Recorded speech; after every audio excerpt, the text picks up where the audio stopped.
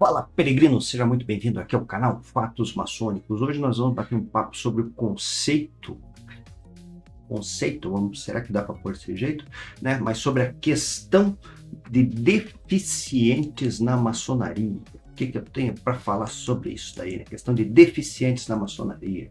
Eu me chamo Luiz Miller, sou mestre maçom e faço parte da Ordem Maçônica Universal. E se você está chegando aqui agora pela primeira vez, vou fazer um convite do fundo do meu coração, que é faça a sua inscrição, já deixe o seu like, ative as notificações e assim você fica por dentro de todos esses assuntos que orbitam a questão da maçonaria. E esse aqui é um assunto interessante, vamos entender do que se trata, né? A pergunta foi do Jefferson Carmo, 2158. Chama Maguinha, Jefferson Carmo. Maguinha, um pequeno golinho de água, 2 litros. É que eu fico, para quem não sabe, fico muito sentado aqui, né, cara? Fico tomando água. Faz o troço circular melhor. Então o Jefferson colocou aqui, boa tarde, meu estimado irmão. Aproveitando que tivemos esse embate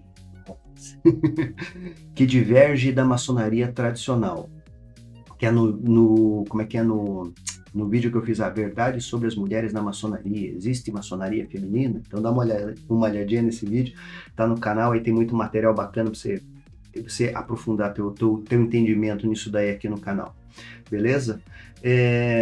Então provavelmente o Jefferson seja de uma maçonaria mista, né, que diverge da maçonaria tradicional, né? O que você acha sobre o ingresso de pessoas que por algum motivo tem falta de membros, já que temos uma medicina tão avançada? Pois é. Tem pessoas que têm falta de membros, né?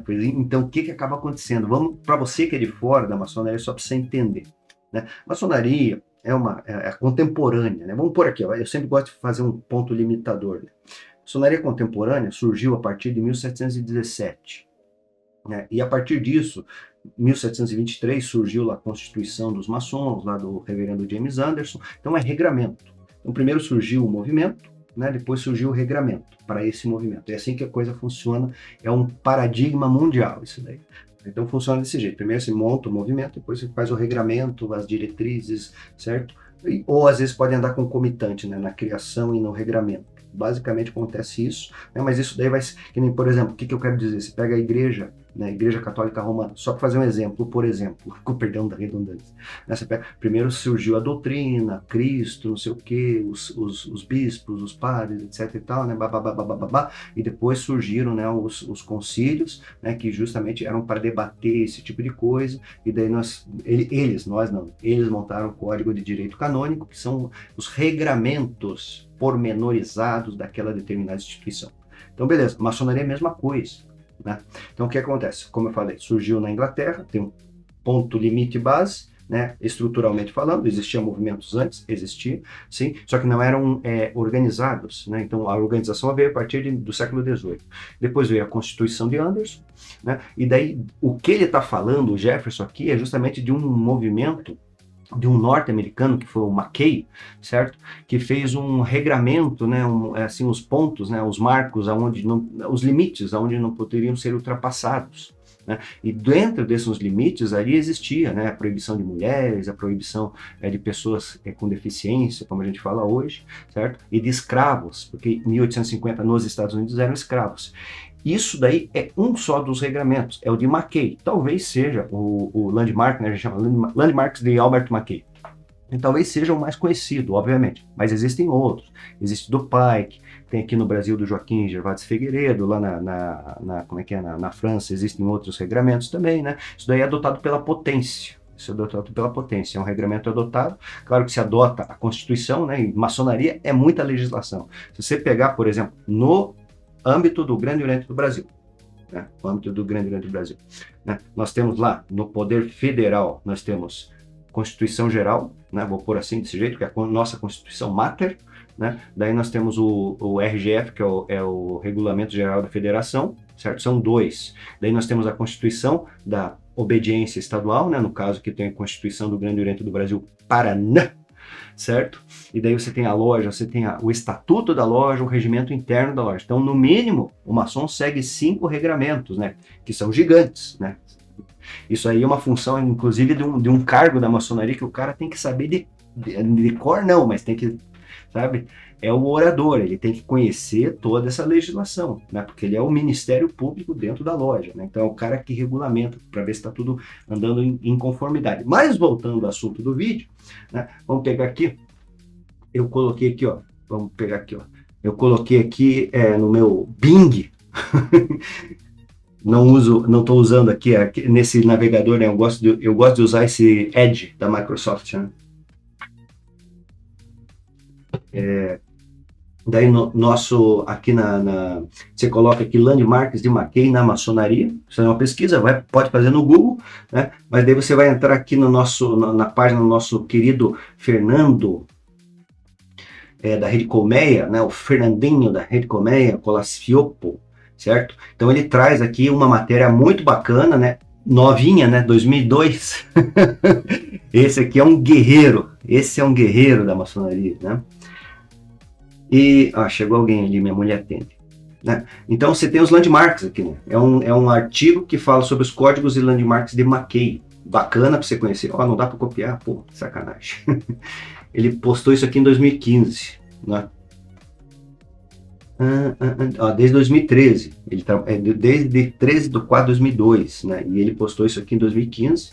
Né? E nós temos os landmarks aqui. Ó. Primeira regra do grupo, o landmark refere bababi, cadê? Os instrumentos esotéricos, costume de todos aqui, ó, modificação. Então dá uma olhadinha nesse artigo aqui da Rede Colmeia, beleza? Rede Colmeia, códigos landmarks de Mackay. Daí vamos nos atentar aqui, ó. Daí tem os artigos, o primeiro artigo, que, por exemplo, só para você conhecer, assim, regra geral. Ele tem um artigo e tem aqui, ó. Artigo 1. Processo de reconhecimento são os mais legítimos e inquestionáveis de todos os landmarks. Não admitem mudança de qualquer espécie, pois sempre que isso se deu, funestas consequências vieram a demonstrar o erro cometido. Então, isso é uma coisa interessante, né? Mas eu quero falar vamos falar mais especificamente, são 25 landmarks, eles não podem ser alterados, como você pode ver. Isso aqui é adotado no Brasil.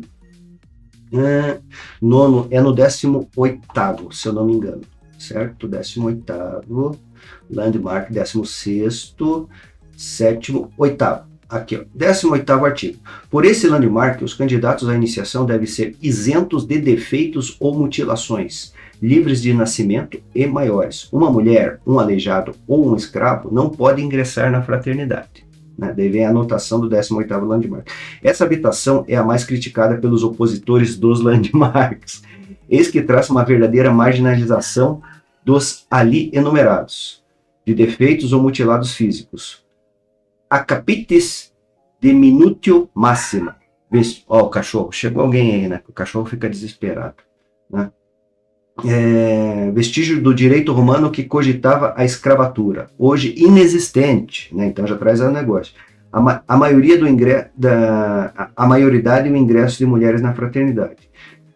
De toda essa proibição, não vou ler tudo isso aqui, cara, mas tem um detalhamento que é muito interessante, né, certo? E eu também não li tudo isso aqui, cada caso concreto deve ser analisado, aferindo a dinâmica dentro dos critérios de razoabilidade. Opa! Enrolou a língua aqui.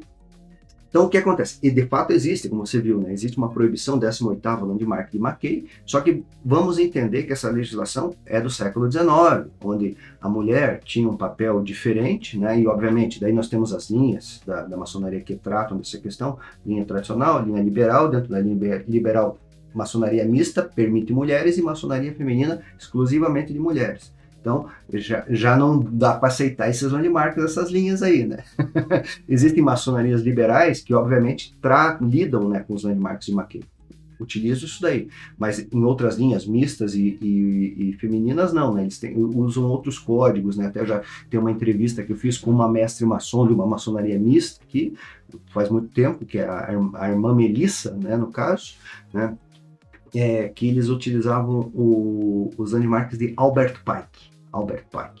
Né? Então, claro, nessa questão, por exemplo, de deficientes, o que acontece? Né?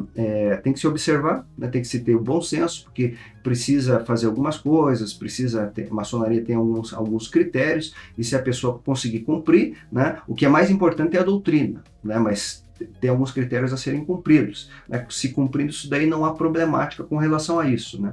Uma outra questão que acontece é quando, por exemplo, o maçom é um maçom regular, tem sua vivência e não sei o que, etc e tal, e de repente ele sofre um acidente e perde um membro. Isso daí acontece, e eu já vi acontecer. Acontece uma situação, um acidente vascular cerebral, né, e daí paralisa um lado da pessoa. Já vi acontecer, já aconteceu com o irmão da minha loja antiga, né, o irmão não está mais entre nós, mas ele sofreu dessa mazela, né, e participava normalmente da maçonaria sem problema nenhum, participava de boa, né. Então, hoje em dia, assim, é visto com mais, não vai se expor, o cara é maçom, imagine você, cara, que loucura, né, o cara é maçom, pô, o cara é dedicado, pá, certinho, tá lá toda semana, ajuda, colabora, entende, pô, às vezes é um grau avançado, de repente sofre um troço desse, o cara fica paralisado, não pode mais mexer o braço, né, às vezes tem que segurar uma espada, são os ornamentos, opa, desculpa, são os ornamentos que a maçonaria tem, às vezes tem um bastão, né, o cara já não pode fazer, por exemplo, mestre de cerimônia, né, não pode andar, porque daí tem que caminhar Claro, daí vai guardar as devidas proporções, mas o irmão não vai ser desligado por conta disso, né, por conta dessa situação que acabou acontecendo, né, mas é só para trazer para o público em geral, né, essa questão, né, então... nesse caso que ele falou, temos uma medicina mais avançada, mas mesmo assim vão acontecer algumas questões que a medicina não consegue avançar, né? O cara perdeu um membro, a gente não pode pôr uma prótese ali, né? O cara sofreu um AVC irreversível, às vezes, né, em determinada condição, então é um problema, né? Então isso aí, como é dito ali, até no comentário ali do artigo lá da Rede Comé, cada caso é um caso, né? Então isso daí vai do bom senso, inclusive, né? Do bom senso do sindicante, né? Porque às vezes o que acontece? Ele recebe uma ficha, vai fazer sindicância do cidadão para entrar na maçonaria. Quando ele vai fazer a entrevista, ele não sabia de nada. De repente chega lá o futuro irmão, né, ou a pessoa que está se candidatando, né, tem algum tipo de deficiência. Daí ele vai ter que fazer uma análise, né, dentro do conceito que ele tem do negócio, fazer uma análise, fazer um parecer ali, apresentar a loja.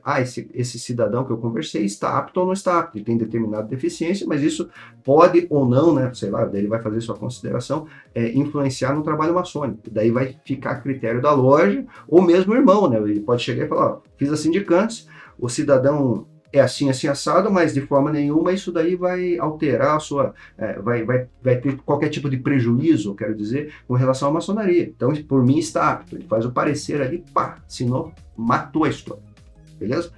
Então, nesse vídeo de hoje a gente vai ficando por aqui. Conheça lá meus trabalhos no meu site luismiller.com.br que vão levar você para outro patamar de entendimento. Fortíssimo e grande abraço.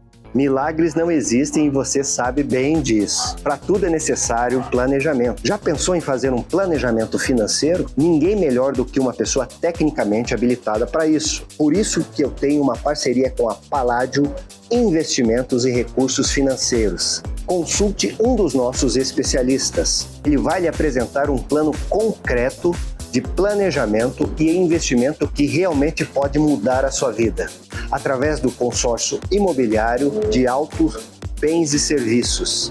E se você não pensou nesse assunto ainda, faça uma consulta. Você vai ver que vale muito a pena.